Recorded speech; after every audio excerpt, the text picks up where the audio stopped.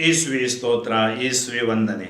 ಆತ್ಮೀಯ ಸಹೋದರ ಸಹೋದರಿಯರೇ, ಮತ್ತಾಯನ ಶುಭ ಸಂದೇಶ 15ನೇ ಅಧ್ಯಾಯ ವಾಕ್ಯ 21ರಿಂದ ನಾವು 28 ಆಲಿಸೋಣ ಮತ್ತು ಸೌಖ್ಯಕ್ಕಾಗಿ ಪ್ರಾರ್ಥಿಸೋಣ. ಯೇಸು ಸ್ವಾಮಿ ಅಲ್ಲಿಂದ ಹೊರಟು ಟೈರ್ ಹಾಗೂ ಸಿದೋನ್ ಪ್ರಾಂತ್ಯಕ್ಕೆ ಹೋದರು. ಅಲ್ಲಿ ವಾಸವಾಗಿದ್ದ ಕಾನಾನ್ ನಾಡಿನ ಮಹಿಳೆಯೊಬ್ಬಳು ಅವರ ಬಳಿಗೆ ಬಂದಳು. ಸ್ವಾಮಿ, ದಾವೀದ ಕುಲಪುತ್ರರೇ, ನನಗೆ ದಯೆ ತೋರಿ, ನನ್ನ ಮಗಳಿಗೆ ದೆವ್ವ ಹಿಡಿದು ಬಹಳ ಸಂಕಟ ಪಡುತ್ತಿದ್ದಾಳೆ ಎಂದು ಕೂಗಿಕೊಂಡಳು. ಯೇಸು ಆಕೆಗೆ ಒಂದು ಮಾತನ್ನು ಹೇಳಲಿಲ್ಲ. ಶಿಷ್ಯರು ಹತ್ತಿರಕ್ಕೆ ಬಂದು, ಇವಳನ್ನು ಕಳಿಸಿಬಿಡಿ, ಒಂದೇ ಸಮನೆ ಗೋಳಿಡುತ್ತಾ ನಮ್ಮನ್ನು ಬೆಂಬತ್ತಿ ಬರುತ್ತಿದ್ದಾಳೆ ಎಂದು ಕೇಳಿಕೊಂಡರು.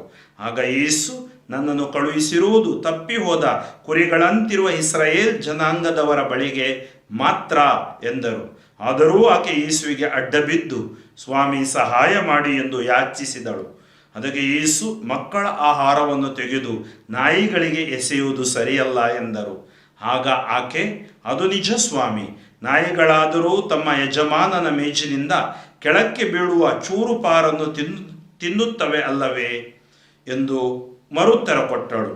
ಆಗ ಯೇಸು, ತಾಯಿ, ನಿನ್ನ ವಿಶ್ವಾಸ ಅಚಲವಾದುದು, ನಿನ್ನ ಕೋರಿಕೆ ನೆರವೇರಲಿ ಎಂದರು. ಅದೇ ಕ್ಷಣದಲ್ಲಿ ಆಕೆಯ ಮಗಳು ಗುಣ ಹೊಂದಿದಳು.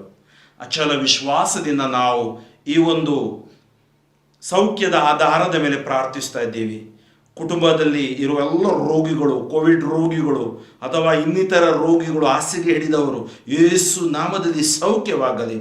ತಾಯಿ, ನಿನ್ನ ವಿಶ್ವಾಸ ಅಚಲವಾದುದು, ನಿನ್ನ ಕೋರಿಕೆ ನೆರವೇರಲಿ. ನಿಮ್ಮ ಕುಟುಂಬದ ಎಲ್ಲ ಕೋರಿಕೆಗಳು ನೆರವೇರಿ ಯೇಸು ನಾಮ ವಾಕ್ಯ ರಕ್ತ ಶಕ್ತಿಯ ಬಲದಿಂದ ಎಲ್ಲ ರೋಗ ರುಜಿನ ಪೀಡೆ ಪಿಚಾಚುಗಳ ಶಕ್ತಿಗಳು ನಿಷ್ಕ್ರಿಯವಾಗಲಿ.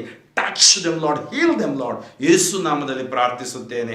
ಸರ್ವಶಕ್ತ ದೇವರಾದ ಪಿತಾ ಮತ್ತು ಸುತ ಮತ್ತು ಪವಿತ್ರಾತ್ಮರು ನಿಮ್ಮನ್ನು ಆಶೀರ್ವದಿಸಲಿ. ಫಾದರ್ ಫ್ರಾಂಕ್ಲಿನ್ ಡಿಸೂಜಾ, ಶಿವಮೊಗ್ಗ ಧರ್ಮಕ್ಷೇತ್ರ, ಯೇಸು ಸ್ಪರ್ಶ ತಂಡ.